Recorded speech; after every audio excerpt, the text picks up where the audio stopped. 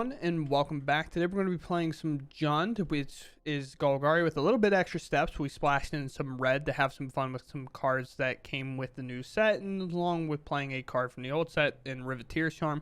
We're playing the Appraiser to use this Discover mechanic to hit any of the cards at 3 mana or less, which we play a lot of in Golgari already, so getting to play a 3-2 along with playing another threat, or even finding removal whenever necessary if with the Appraiser. Outside of that, we're also playing a couple Molten Collapses just to use them in the... just try them out, pretty much. Outside of that, the mana base is there. We can do it. We also get to add the extra man lands in. We're just going to hop into the games, see how they go. I hope you all enjoy, and if you do, please be sure to like and subscribe. Truly appreciate it, and let's get out there. Go first. I like this hand. We have Cottage. We could play this if we need to. Then play it. Well, we probably will play it anyway, I guess. Because like we don't have to play the Haunted Ridge tap. Let's just Cottage down and moving. 1 mana red or Dinos, Golgari aggro. A lot of things, I suppose. Play this. I could arguably fire this off on this, but I just is it fine? It slows a lot of stuff down, to be honest. I'm actually okay with that, I think.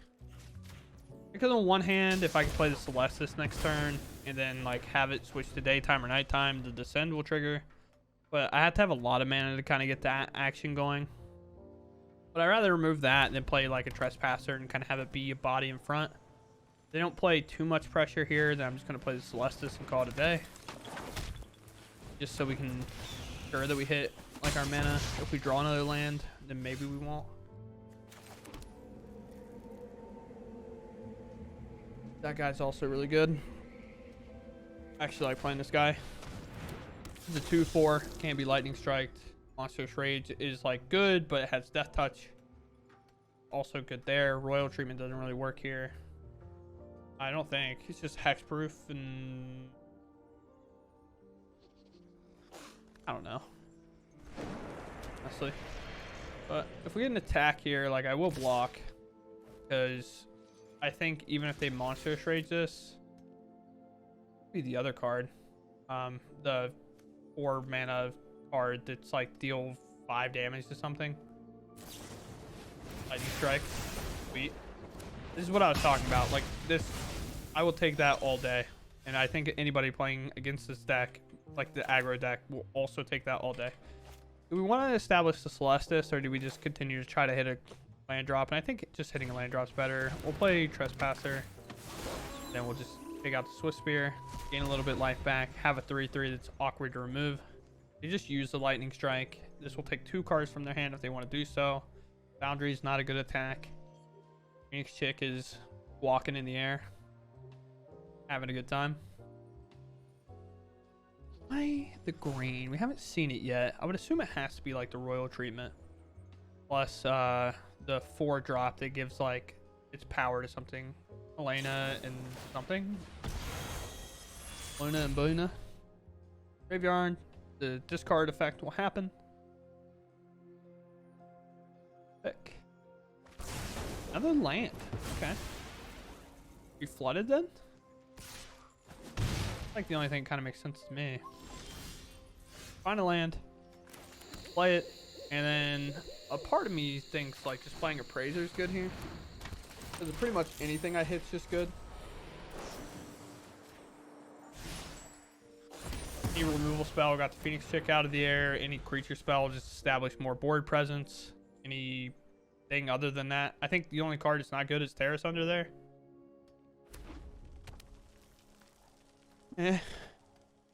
Foundry comes up, we'll block. Because we'll take a mana source away from them. There's a Squee, we'll also block Squee. They can bring it back next turn. Or we just block like this, right?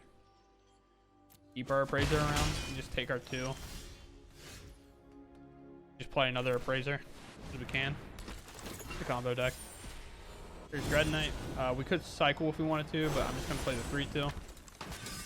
All my X2s are having a good time. I play a lot of 3/2s. But it should end as like my worst nightmare, I think. Attack here, then we can take out both creatures. A Foundry coming up and a double attack means we probably block the Foundry and the Squee, because then they won't have 4 mana for the Squee. They discarded the land earlier. Means they're like kind of less likely to have lands.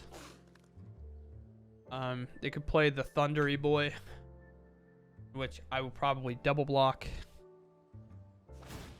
At some point, you got to think I'm going to get the Sentinel down. We'll attack here. This will count the token attacking, so they could cycle the 1 card. But here is definitely a block and a block. Oh, it goes through. Now they're mana strained. They can't necessarily play Squee unless they have another mana in hand, which they might. They do not. At least they're implying that they do not. We'll cycle here. Play this.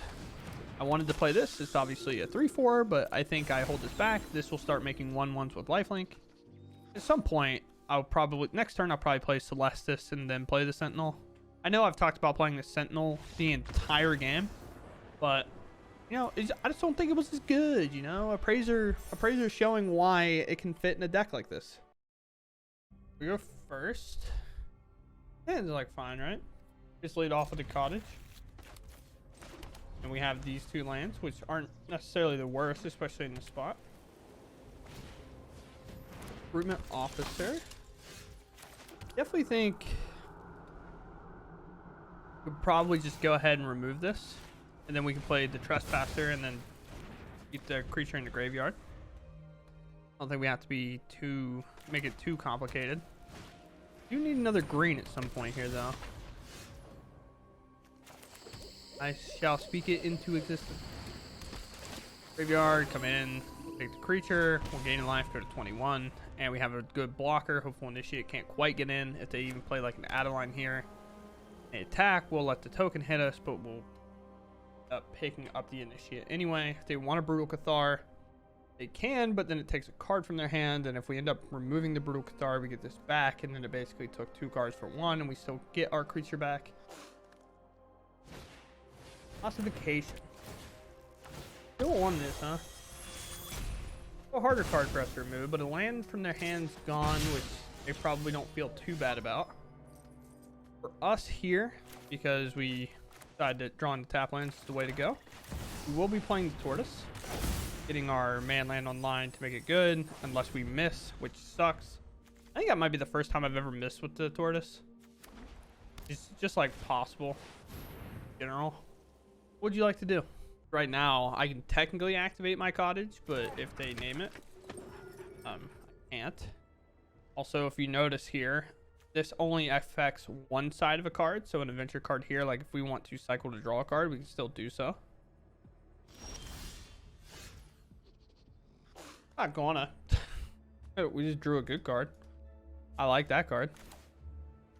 We can make them question what they want to do though. Stack. You hit a. Ooh, we take the one that loots. I think so, because it's also cheaper to activate. Could have attacked with the Cottage. Us not attacking with the Cottage should be a sign that we're either holding it up to block or we have something else to play. Now our hand decides what we drew off the top, which was a incredible draw. They decide to double block. I mean, I think you just take out the most damage as you can, right? So sure. And we're left with our Dread Knight here, of course. We'll play Cliffs, then we'll play Shieldred. Shieldred's just going to be a lot of pressure in general. It's got 5 toughness. Ossification, kind of their only answer, besides playing like an Adeline and getting it so large that it's big enough to trade off our Shieldred.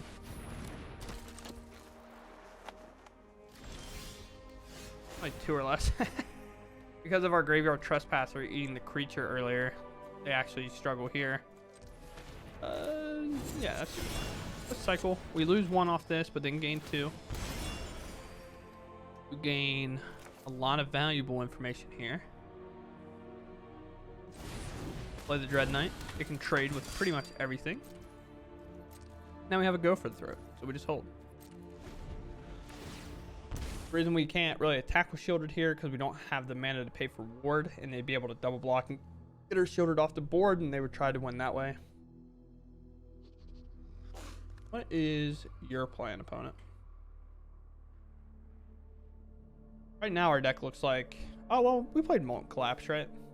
I say right now our deck looks like Golgari but with extra steps. I promise, there's reasons. Fine. Let's see if they pay into this and they attack. I got nothing. All downhill.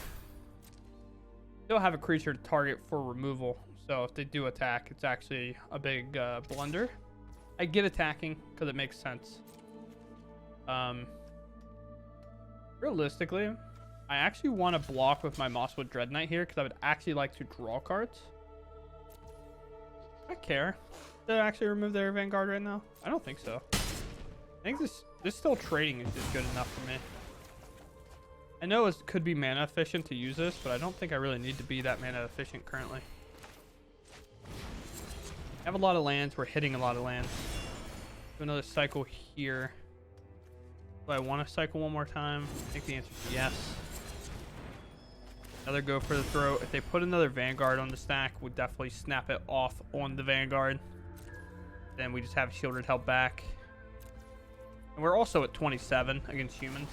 I guess like the main thing I'm looking out for is making sure that I can answer a bigger creature like an Adeline, per se. Also, not taking out the Vanguard shuts off Distraction Specialist draws, so they can't just like play another one and bring the Vanguard back immediately. So we're pretty much ready to set up the fact that we're going to have lethal. Gonjo's also a draw here. I'll probably take most of the damage, to be honest. That.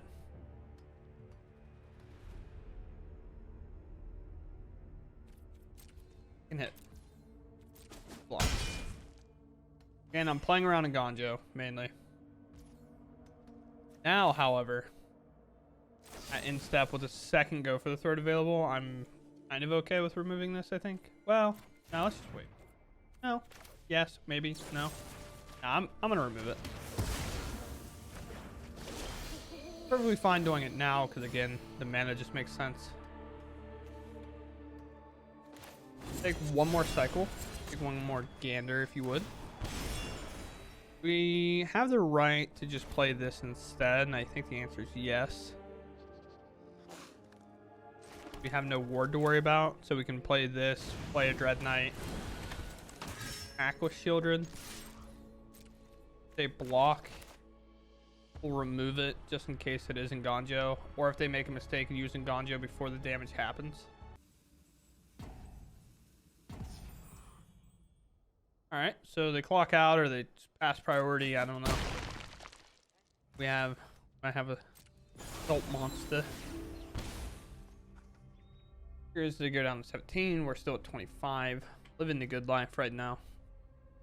Now we're at their turn, and we'll see if they decide to make a play or time out again. Oh, they make a play. Look at them go.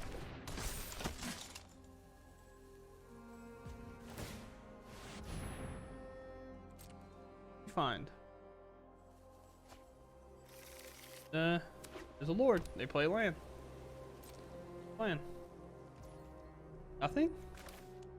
Well, you have something to do. Let's remove this. The Lord coming down.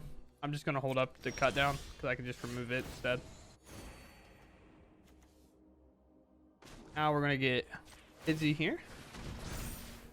Move to combat. I have met such a high life total that I'm going to just start getting aggressive. I don't need any more red, I don't think. Yep, I guess I needed red-green instead of red-black. I forgot. This has menace, so they have to double block. This trades off everything, and then we get to cycle. And Shieldred's just not killable here. Argument could be made that we're supposed to take out the recruitment officer and let them kind of draw whatever they will. But, I mean, we got so much pressure on board and currently coming down the pipeline that it's going to be tough for them to do anything. My play is to play Decklist, play both these Dread Knights, and then cut down the board at the end. It's all said and done. Dread Knight. Still have the black held up. I didn't want Auto Tapper to make some random call on what mana I should and shouldn't use.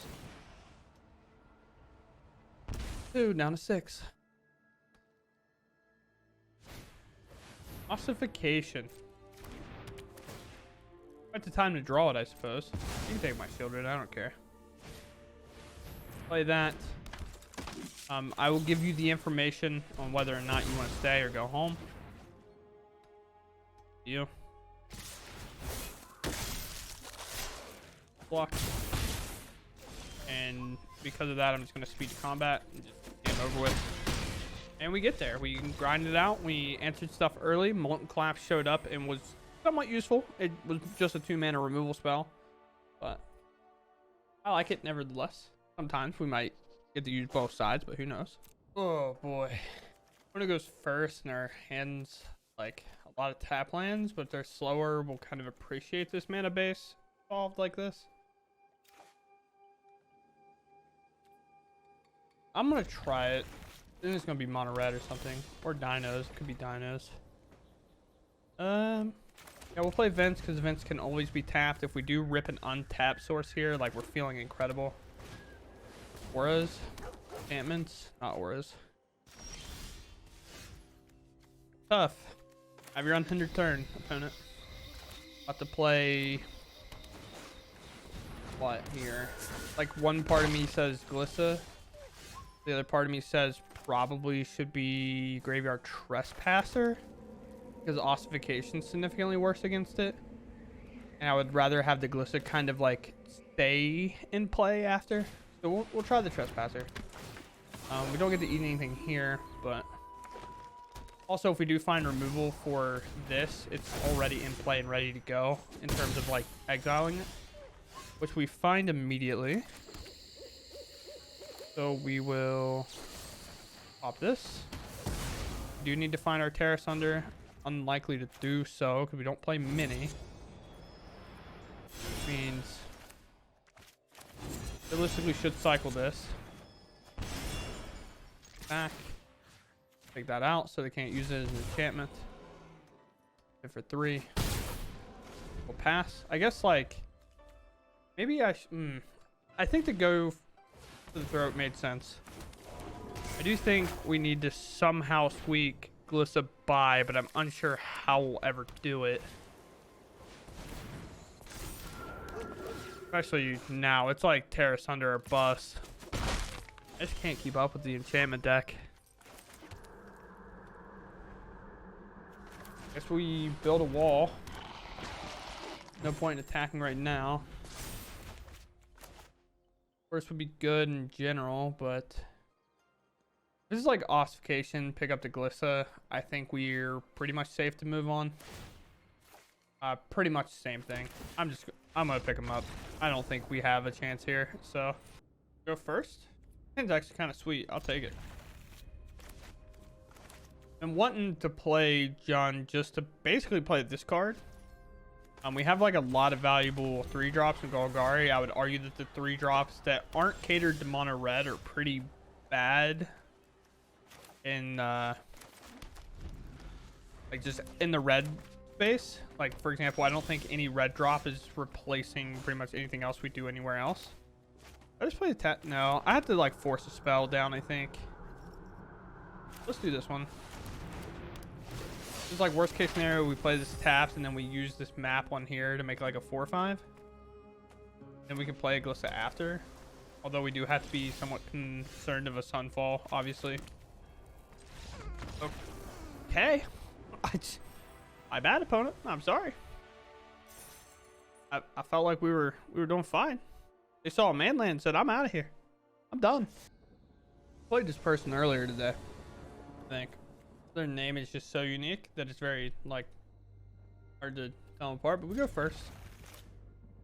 What are you on, Domain? What if I just name every deck? It has to be on one of them, right? What's in enchantments? You playing a deck I can't beat.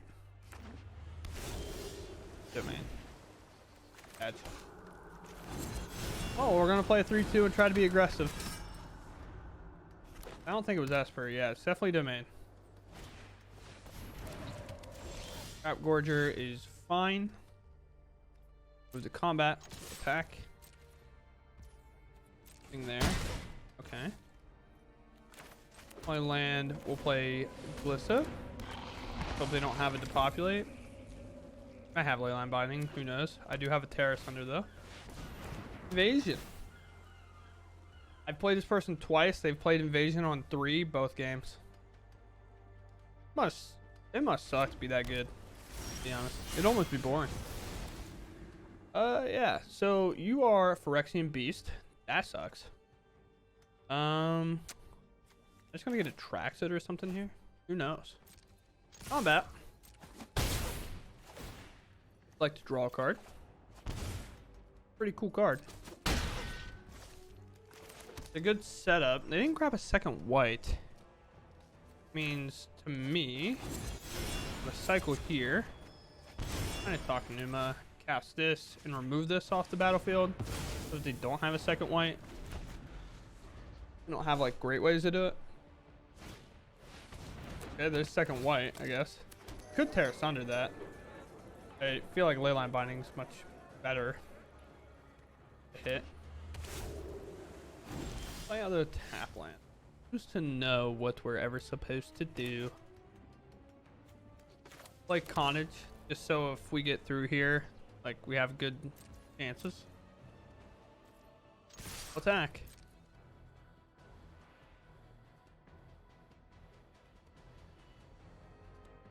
Like to cast Leyline Binding.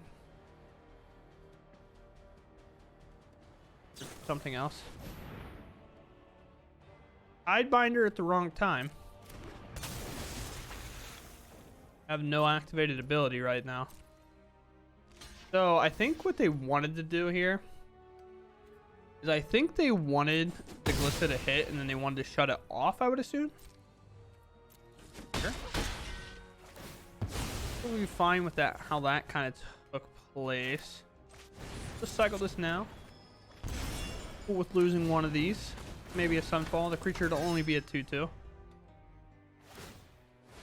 Oh, drawing cards? That's tough. You use both your white. Trap Gorger is fine. Like, in one hand, I would love to use removal here, but I just don't think that makes sense at all. Could attack with the Cottage? Is that just the best play? Is they're like forced to block then because it's lethal? Yeah, let's do that. And we leave the creatures, and the reason we leave the creatures is because we have a Trespasser. It can potentially sneak through the damage. Draw. Keep on drawing. Shouldn't have autopiloted my land. I should have took a little bit longer to decide in case I were to draw one of these. Atraxa. If do find a Leyline Binding. But the only problem is should have enough here. Do I have enough? Haunted Rage, Tear Asunder, Graveyard Trespasser plus hit for 3. Yeah, we have exactly enough. Remove this. Attack. Then let us play Graveyard Trespasser, and then we just have to click a creature and not make a mistake. It'll be the Tidebinder, and we pull the game out. Not go that well for us last time. It was just turn 3 Invasion, turn 4 like Sunfall us, turn 5 playing Atraxa. Like a literal nightmare. And I was just like, okay, you got it. They also went first that game, so obviously us being on the play definitely changes the outcome a little bit. A little fortunate there, but we'll take home the dub. Alright, we have removal on our hands, so we keep.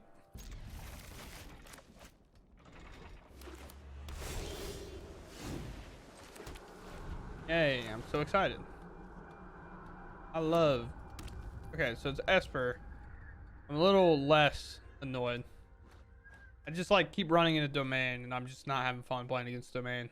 Because it is the exact same game, just like change 2 plays the entire game. I'm just playing the same game over and over.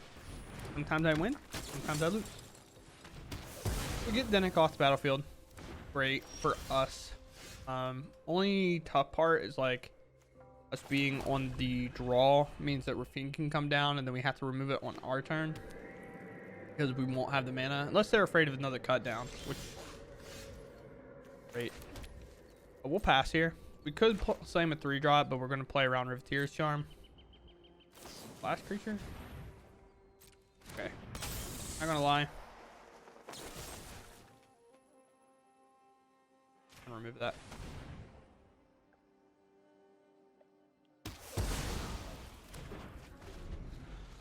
Nobody tell me if Spell Pierce is legal. I never know if it's legal or not at any given point standard. And with rotation extended, I don't know what any card legal and standard is. Last time I feel like I'm playing modern. Okay, so this is a problem, kind of. Find land. I don't really want to Riveteer's Charm.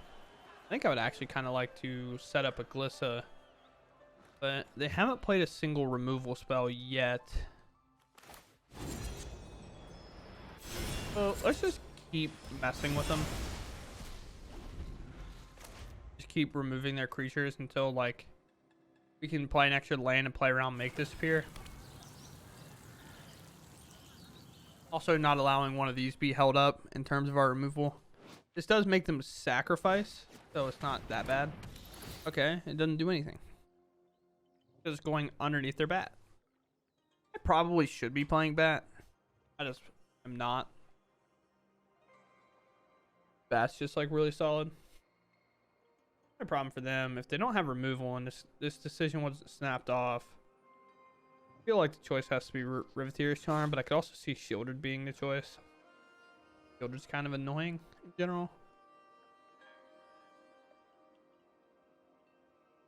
Both our cards dodge, all of our cards dodge cut down, so if they have that in hand, it's a dead card. If they have Go for the Throat, it answers everything. Have a Make Disappear, it also answers everything. They're taking a really long decision here. Makes me think Make Disappear in the hand, which also makes sense because like a lot of decks have waved off of it because of Cavern of Souls. Our opponent's still in siding, so we'll come back whenever they're done. Alright, so it takes Shielded as the answer, which kind of tells me Go for the Throat might not be possible. Like it's just not queued up. So throw up creature. So I can Make Disappear. No? Maybe a Fairy Mastermind? Play a land after? This is just like the better creature overall between the two because it can be like a guaranteed card draw. There's a cycle. That's what's holding priority. Okay. They've had 2 cards to exchange in hand. This only protects legendaries, right? Now I feel like Riveteer's Charm has to go. Not, I can Riveteer's Charm. Basically get 3 new cards, which is a problem. Will you attack? If they attack, it's actually kind of a mistake unless they have a creature in play. Sweet. So now when we attack them, we actually get to activate both modes here. If we get that far. Attack? Not like, I guess it's not technically a mistake because it's like at some point you have to attack to win the game. It's just like kind of funny that their attack alone kind of triggers this creature for both modes. So we get to make a 1/1 with lifelink plus draw a card. You have Wandering Emperor in your deck. Are you feeling okay? You started this fight, but I'm going to end it.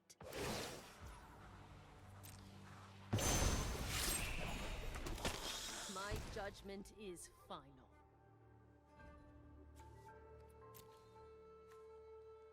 I thought Glissa was going to be the play, but I think it's Tortoise. Just try to get to this Virtue. 1 land. And here's 3 land. Now they have to find removal for this Virtue, or I'm just bringing back creatures nonstop. They definitely will have answers for it. It's just whether or not they have one right now. You can plus on the bat, but then they were like kind of in question whether they're supposed to attack or not. Probably they'll attack. They do. Does this mean you have removal for a creature? No. There's a combat. We'll double attack the Emperor here. We really want Tortoise to trigger, but if we can take out Emperor plus if they... Wow, we missed the land. Okay. So Emperor's gone. Could just play 2 more 3-drops. But put you in top deck mode. You have the counter spell. Or I guess the... What's his name? Urtai? The blue-black, like, counter thing and make us draw a card. Right now we're just getting bullied, but you have to remember here, their main issue and concern will be... let's do this. Their main issue and concern is, if these ever die, I get those cards back. Which is just not good. I don't think I'm ever grabbing that Mastermind. I'll just go ahead and get it off the battlefield. We find another Glissa, so that feels fine with me. We'll move to combat. Back here. At some point, they're probably going to have another Emperor, right? Can't all be just dead cards. Cut down. Brutal. We could be bringing up this land and attacking with it. But I think I'm more on the plan of committing more to the board than doing that.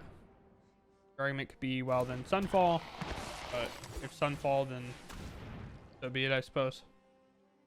We don't have to worry about it that much, just on the fact that we do have a Virtue. They do have Make the Sphere. Okay. Of the 2 creatures, not that opposed to that one getting countered. That's why we let off with the Glissa, just in case. Yeah, we're kind of killing. Okay. Virtue's a good draw. But now they have to block this Glissa for, like, the rest of the time. Just like whether or not they'll get there. Gotta be our battlefield, I suppose. Bring the Sentinel. It has Vigilance, so it's a good creature to kind of get going. Go for the Throat's fantastic. I think we pretty much have about everything that we would want to happen. So, since everything trades, we attack. 34 cards in our library, so we don't have to be concerned about it right now. We can go. I don't think we're going to probably bring back another Tortoise anytime soon. I know we all love the Tortoise, but it's got to go. Rock Veil. There are attacks. We block, so that block's there. That's perfectly fine. Now we have the answer to everything. Take this out. This back. And we'll just cast Riveteer's Charm. I guess we can wait because Make the Spear won't be enough mana. Pass here. And we'll intern. We could also have sacrificed this because we had 1 extra mana available, but I just don't know if it's necessary right now. They play Shieldred. One of the good reasons why we didn't use this Riveteer's Charm. Your opponent sacrifice creature, planeswalker control with the highest mana value. Highest mana value, doesn't matter about power or toughness. I thought the power and toughness is what mattered. It is mana value. Alright, they'll attack for 3 because it totally makes sense. It'll untap. They're at 24. Is a 4/4. But we can kind of do something cool here in terms of bring back their bat. With their hand, take nothing. But we now have a blocker for this. This doesn't have any weird shenanigans on it. Back with our Vigilance creature. Nothing. And then we'll attack. They have to block the Glissa or they lose their castle and they no longer can attack relentlessly. And then we're just kind of moving forward that way because we have a second Glissa on backup in case it ever goes sour. We can bring this up as well now. This is most likely to hit. This will hit. This will hit. And then this will hit. This also has Menace, so it'll automatically hit. Most likely they're going to have to block here, which then we get a Shielder back and they're just losing because most likely they don't have a board wipe. The best board wipe would be Gix command. But with how much power our creatures have, it's only going to remove 1 creature. And it's not even going to be that good for them anyway. Mana works out incredibly well here. And we have removal, and then like just a solid creature to put in play. Yeah, this hand's pretty dope. Just for us to play against blue-white control. You know how it be. Okay, listen to me. Listen to me right now. If our opponent with that username is playing blue-white control, I demand that Wizards of the Coast ban their account. Just the way it's got to be. You know what I'm saying? Like, you can't have that username and then be playing control. It's just not fair. It's just not legal. Cannot do it. They can make a treasure, but then they won't have a creature to sacrifice to something else. I don't know. Like, let them draw cards. I don't really care. If it's the low to the ground deck, it doesn't matter that much anyway. If I can just put the Sentinel in play and just have it kind of body block it, and fantastic. We play Sentinel, go for the throat, or cut down. Does it work? Yo, I forgot they made these. There's the go for the throat. I knew it was coming. It was a matter of time. All right. Now we'll play Tortoise. Fantastic. We have 2 lands, so now if they don't remove this, we can attack, and we're guaranteed to hit another land. And we're just... Ooh, that's a good one. That is a good one indeed. We have an answer to it, though, which is kind of funny. We'll Virtue this. We'll move to combat. Attack. Trigger this again. Grab the Restless Fence. The reason we Virtue it is because we were wanting to see a block here. We don't get one. Unfortunate, I suppose. Cycle. And cut this down. I'm not sure why that works. Because cut down's been a little bit awkward. Cut down says their power and toughness has to be 5 or less, like combined. Normally, so the reason I'm saying it is, so say I play with fire it would have 2 damage off. I mean, that doesn't even work. Say I lightning strike it, so it has 1 toughness to die, but it has 4 power still, and you can't cut down that. It's because it still technically has 4 power and or toughness, but this gives it -3/-3, which it registers as power and toughness is 1. Won't collapse. Great, I suppose. I would assume Reanimator cards are coming up the pipeline. Could play Virtue here, but I think I have to play the Graveyard Trespasser to deal with the Chandra. Play land. Play Trespasser. Take out the Chandra. Then we'll play the Dread Knight. I would have loved to also been able to get a Cottage attack there. I did play a tap land, so if I would have played this, I'd have been able to do that. I don't think we can answer everything. I'm going to get the 5 mana destroy all creatures. No? Sorry, sorry, opponent. All right, team. So we have the deck list. We settled pretty much around here to play Jund.